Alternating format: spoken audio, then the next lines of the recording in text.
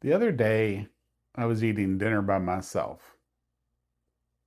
That part wasn't unusual. I've eaten a lot of meals over the years by myself, even before I retired. For some reason, though, this time my mind went somewhere I didn't expect it to go.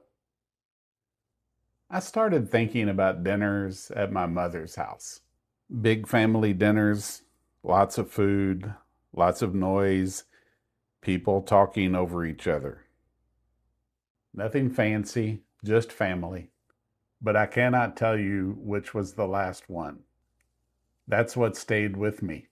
I remember the dinners, just don't remember the last dinner. And I think that's one of the strange parts about getting older. So many things end without announcing themselves. Nobody stands up at the table and says, "Hey, pay attention. This is the last time we'll all be here like this." Nobody tells you this is the last season when the kids will be little. Nobody says this is the last time this tradition will feel normal. Life just keeps moving on. Then years later, you look back and realize something ended, and you didn't even know it was ending.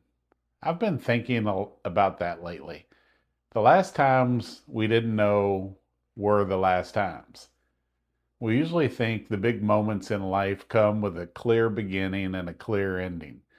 Graduation, a wedding, retirement, a move, a funeral, those moments announce themselves. You know something is changing.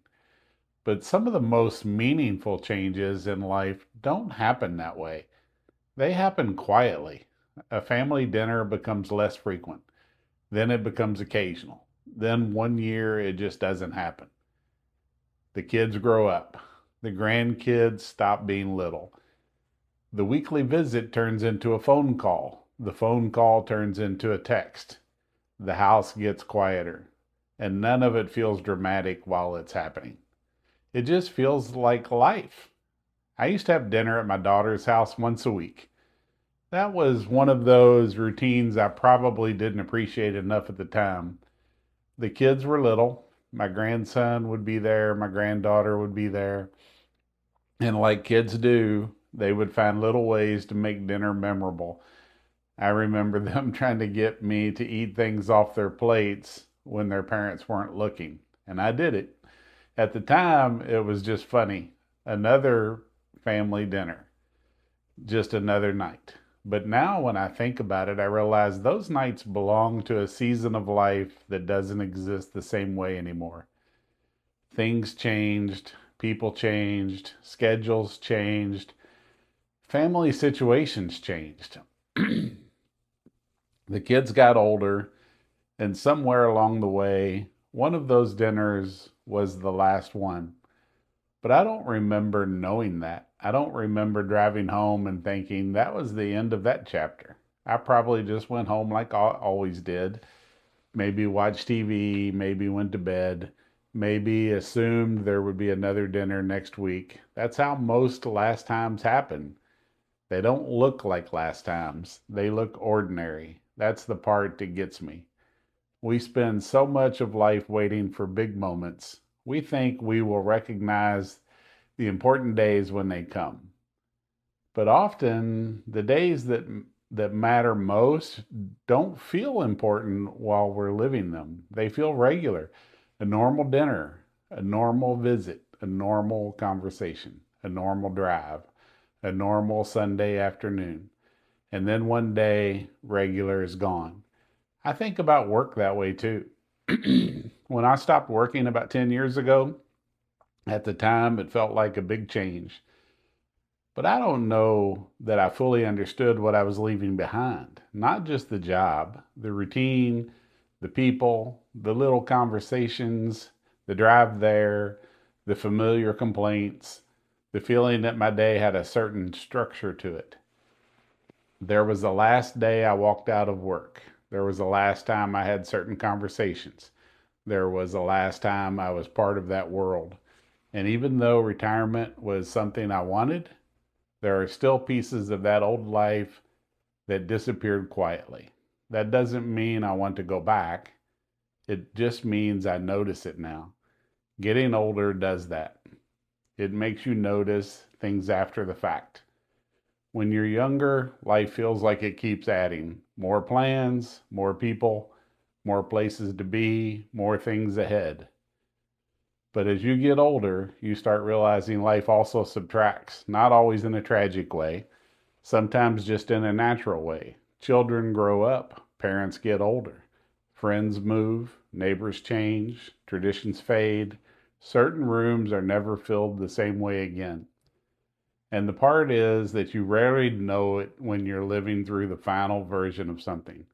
The last time everyone was together, the last time your parent cooked that meal, the last time your child needed you in that particular way, the last time the grandkids ran through the house, the last time a holiday felt the way it used to feel, the last time you could call someone and know they would answer. We don't know, and maybe we can't know. Maybe that's part of life. If we knew every last time was the last time, maybe it would be too much. Maybe we couldn't enjoy anything. We'd be too busy trying to hold on. But I do think getting older gives us a little more awareness. Not perfect awareness, but a little more. It reminds us that today's ordinary moment may not always be ordinary. The phone call you don't feel like making, that dinner invitation you almost turned down, that visit you keep putting off, that walk with a friend, that cup of coffee with someone you care about, that conversation with a grandchild. It might not be the last time. Most of the time, it probably isn't. But one day, something will be. And we don't always know which one. I don't say that to make life sad.